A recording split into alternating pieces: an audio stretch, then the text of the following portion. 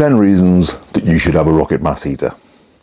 And these are 10 tangible reasons, bear in mind. I could have made this, 30, 40 reasons easily by stretching a few points. But these are, the big 10, right? Number one, imagine every year being given an envelope stuffed with cash. That's the equivalent to the fuel savings of a rocket mass heater every single year. I mean, never mind the comfort level having increased, we have easily reduced our cost expenditure of heating by 70, 80%, easily, and we're far more comfortable. That might vary. It could be a 10% saving, it could be a 90% saving on your fuel bill. It can be that dramatic, but that's every single year. A load of cash that doesn't go out of your pocket.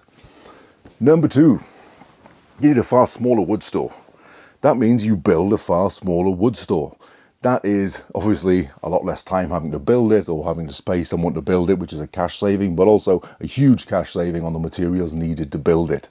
Again, cash in your pocket. It takes up less of your property. Or you could go the other way and go for a, say you've already got a wood burning, you've got a nice big wood store that'll take a year's worth of heat. Well done, you now got a wood store that'll take 5 years of heat. It's as simple as that. It's profound, right? It's a major, major benefit. Reason three. How much does a sofa cost? Sofas are expensive, right?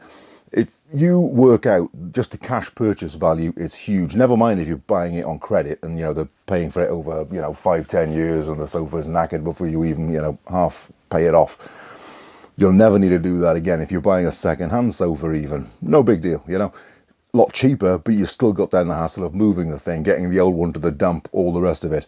This is an immortal sofa, right? I'll never have to buy a sofa again. This thing is never going to wear out. Cushions will need wearing out. This is a new cushion. Look at this, it's huge. So comfy. This is, an immortal sofa. It's never going to break. It's never going to need wearing out. It's never going to be replacing.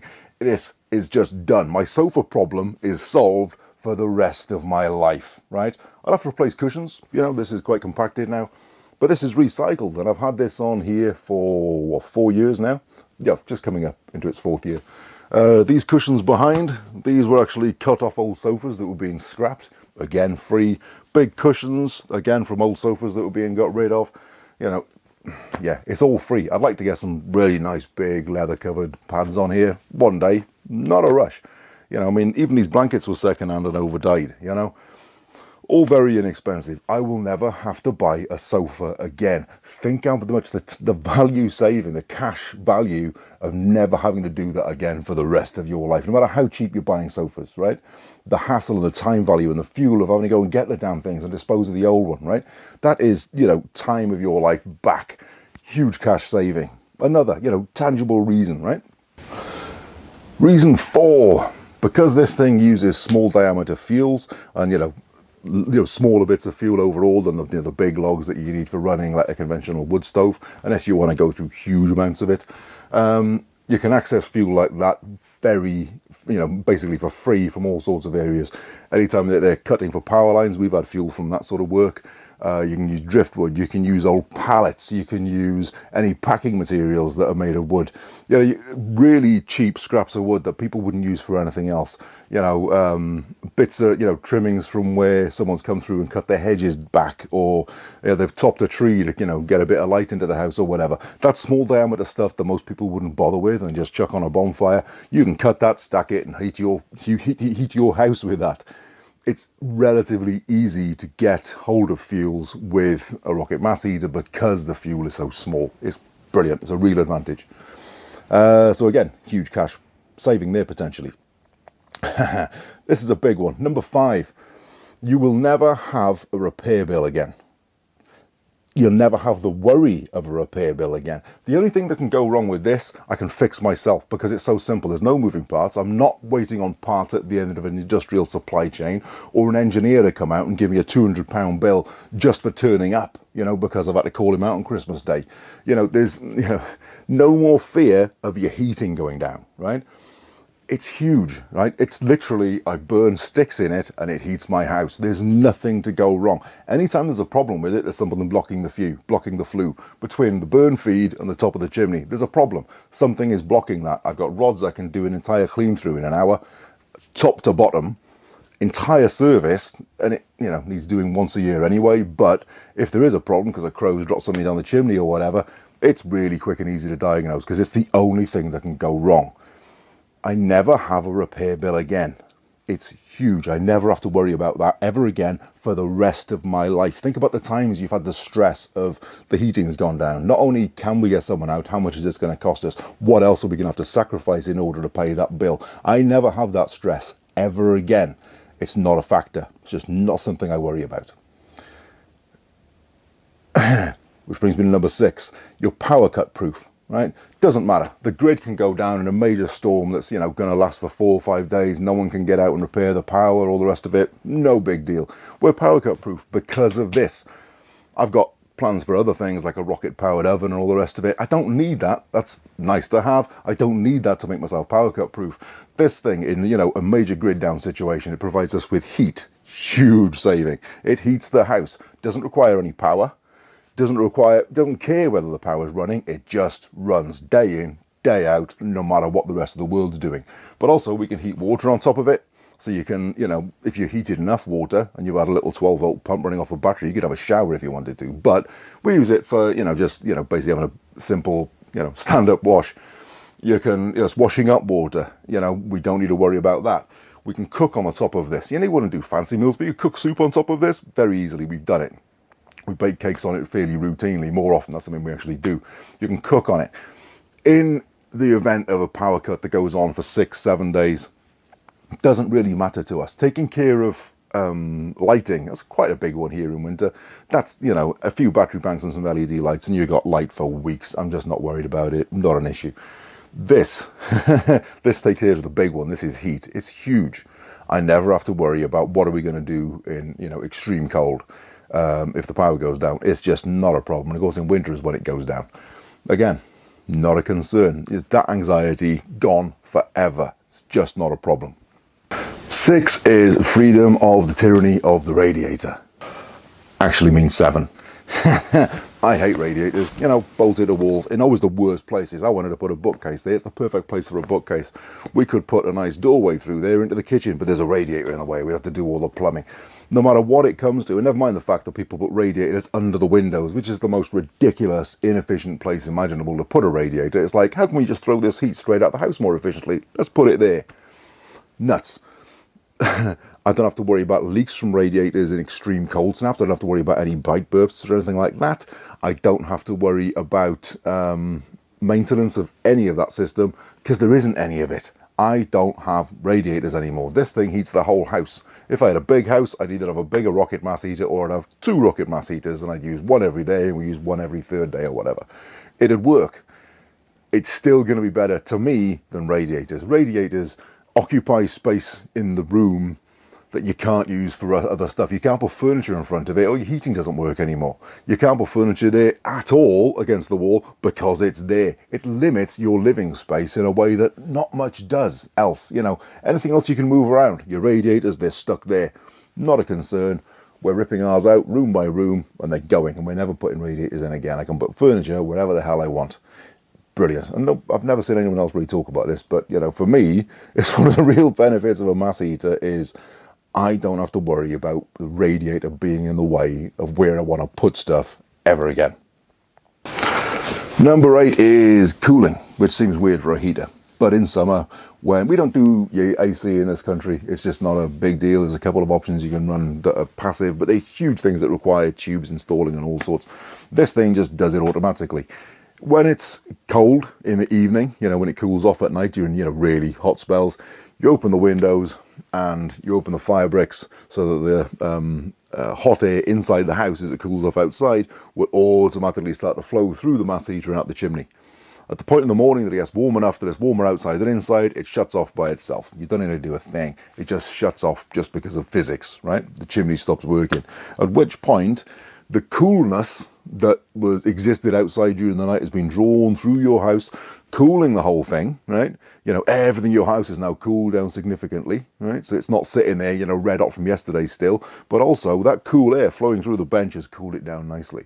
So you can sit on this and feel appreciably cooler than you would do if you were just standing up next to it. It's a really cool effect that again, most people haven't even considered. It's, to me, huge. If you're in a hotter environment, of course, this is going to be even more useful. Number 9 is you don't have to wake up in the morning and rush to put the heater on. If I get up in the morning and it's dropped really, really cold outside, it might be a little cooler than optimal as I cross the room to the kettle, to put my coffee on. But then I make my coffee, I come back and I sit on the heater and I'm warm because I'm sitting on the warmed bench. More often than not, even that's not even an issue because it's much the same temperature as the day before, and the bench is radiating heat and I'm perfectly comfortable. As I say, even on a really cold morning, I can have my coffee, I can get into my morning, I can have a bit of breakfast, whatever I need to do, and then just when everyone else is thinking about getting up, I can maybe light the heater if it's particularly cold.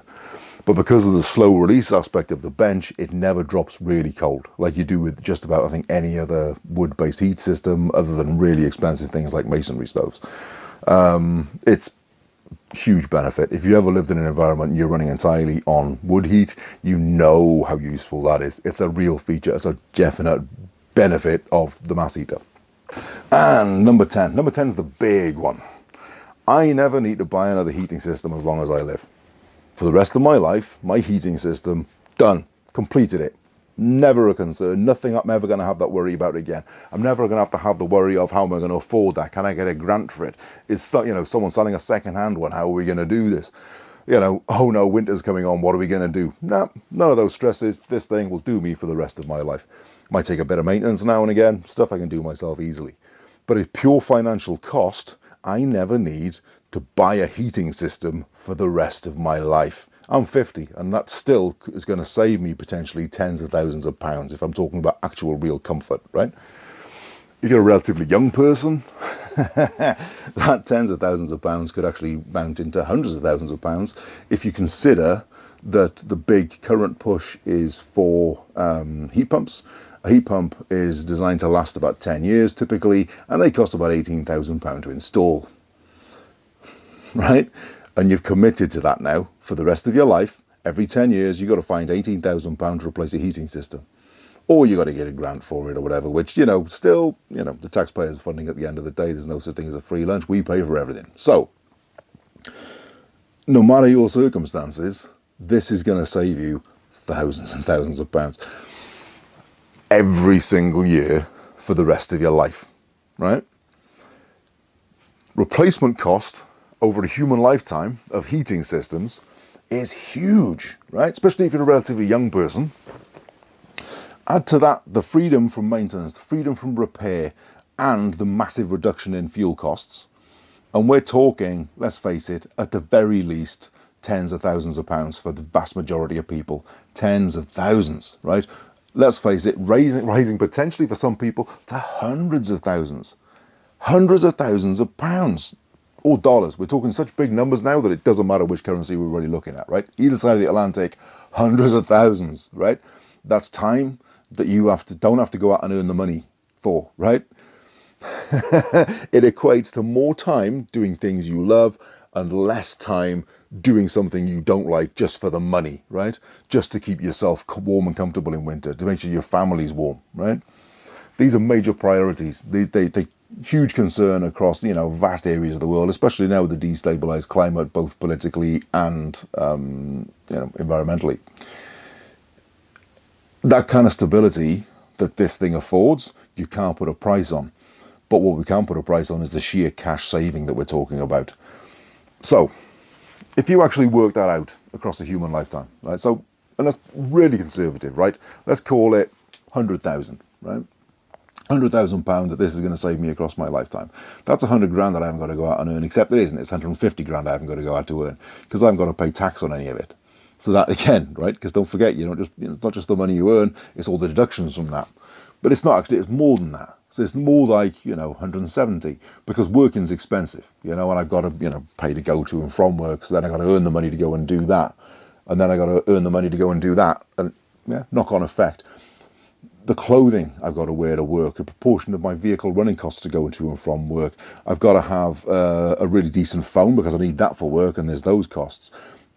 working is expensive, right? The odd treat that you've got to have just to get you through the working day. The half an hour that you spend every morning just, disconnected, staring at the wall, trying to psych yourself up to go to work that day because you hate your job, right? All of that needs to be taken into account in terms of the human cost to you personally of running your heating system.